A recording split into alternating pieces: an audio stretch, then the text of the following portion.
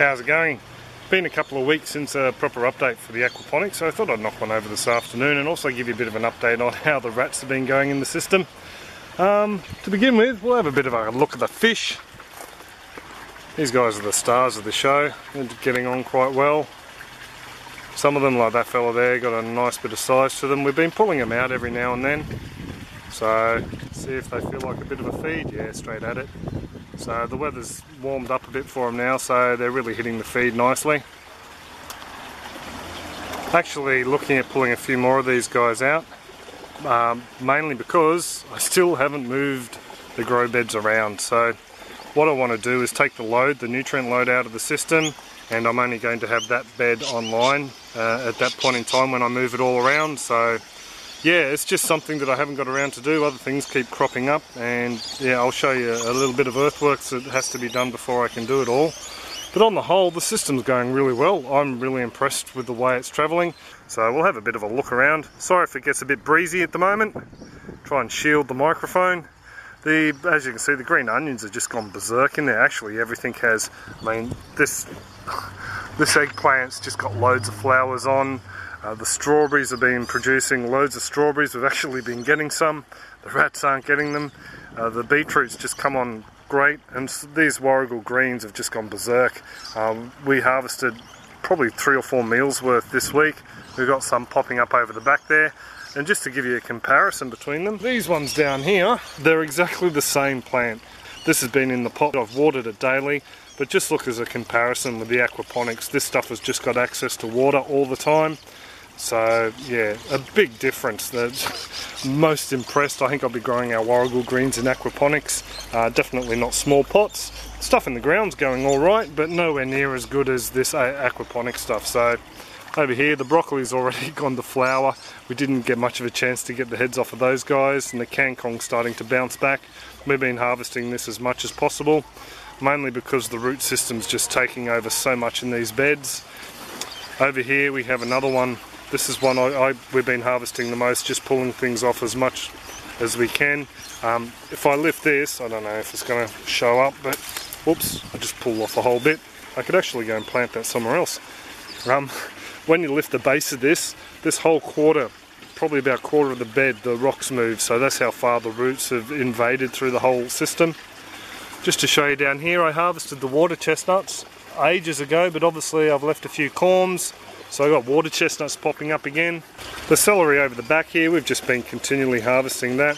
All the celery plants, it's been in there for months now, so I don't think I'll bother about growing celery and harvesting it as a bunch. I'll just continue to take off sections and stems as we need it. So they do get rather small, then we let them bounce back. Got a couple of touchstone beets that are finally ready to harvest, and also a Detroit beetroot down in there. He's got a nice bit of size on him. He'll probably go into a roast. There's a bit of pineapple sage cutting.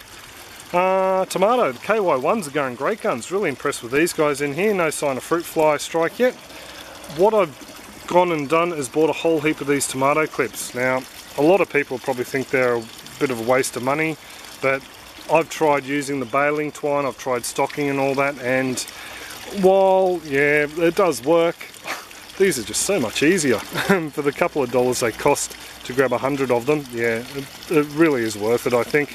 Got a fair few fruit on there. This variety of tomatoes are determinate, but we find here it gives us 2 or 3 flushes before it starts to die off. Yeah, as for moving this all around, I've emptied out the wicking bed that was here, and all I need to do now is get some soil to fill this in. As you can see, there's a bit of a height difference here.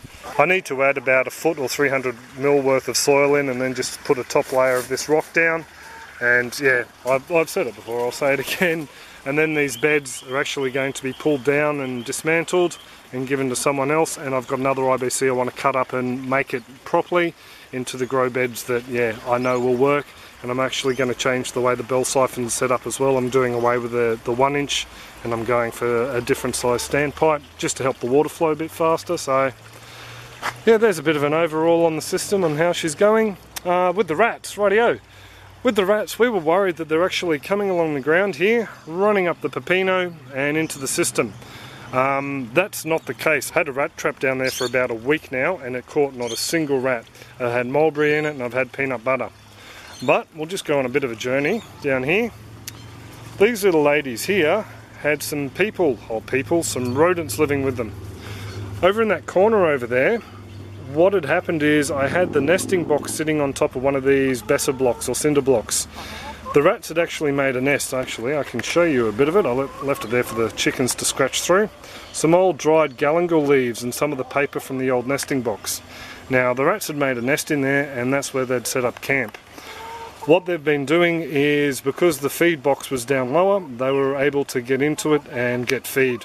What I've got now is a nice overhang at the front so they can't get into it, and it's too far for them to reach from that wall there into the feeding port, so the rats can't get in there to get any feed.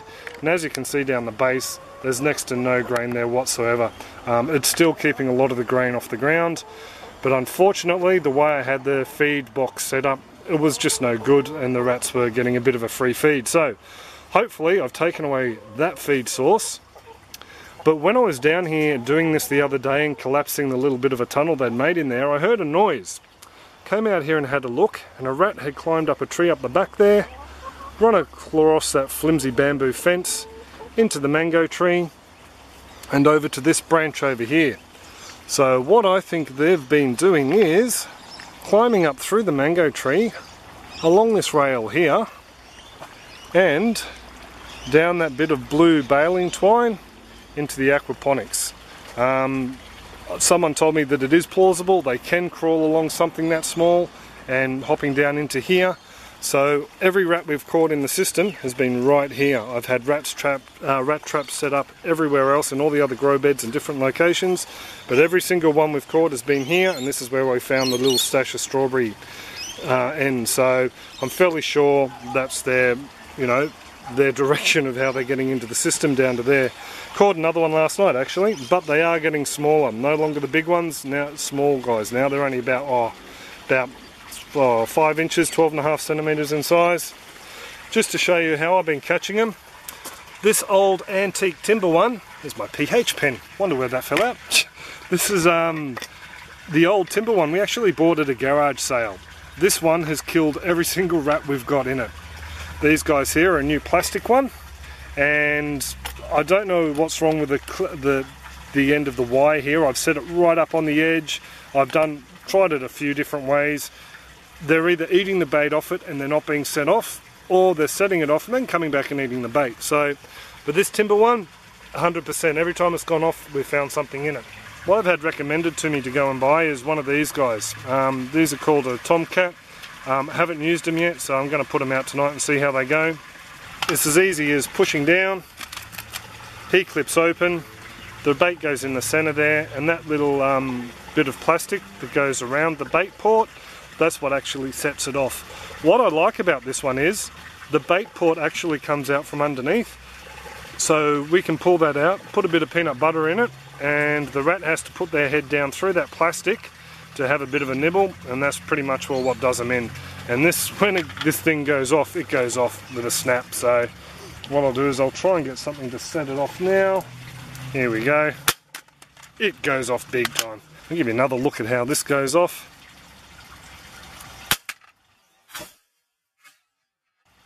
Very impressive, I think. So there we go. I still haven't done a single thing with this fish farm. I've ordered the bits and I got them bits and pieces. I've just had so many things pop up, small things. The idea is to fill up where the wicking bed is being taken out down the back. I'm going to dig out from there and pop that dirt that I take out to level it up and into where the wicking bed is, and just box it up with some sleepers. Jay from 10 Year Vet channel, he's popped up a bit of a clip on a water level, so I'm going to have a crack at making one of them just to get this nice and flat. A little bit of an exercise, so we'll see how that goes. So there you go, there's a bit of an update on the aquaponics. Not a lot of progress since you've last seen it. Still harvesting loads of greens and the celeries and strawberries. So yeah, the rat saga, I won't keep posting videos about the rats. If you want to catch up on what's going on with that, check out the Facebook page, I'll post updates there. As for the moving the aquaponics around, well, the girls are on another week's holiday after this, so hopefully I'll get some more progress done on that. I can actually start chopping up the new grow beds straight away, so I might look at doing that this week. So I will leave it there. If you've got any comments, questions, suggestions, just drop them in the comments section below and I'll get back to you. Other than that, have a great one, take it easy. Gotcha.